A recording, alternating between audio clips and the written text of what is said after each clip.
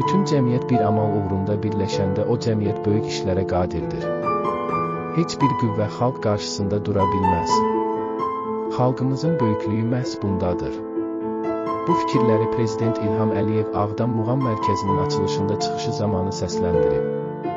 Biz açıq-aydın başa düşürdük və görürdük ki, hansı qüvvələr Ermənistana dəstək verir, hansı qüvvələr onların arxasındadır, hansı qüvvələrlə biz üz-üzə gələ bilərik və gəlmişik də.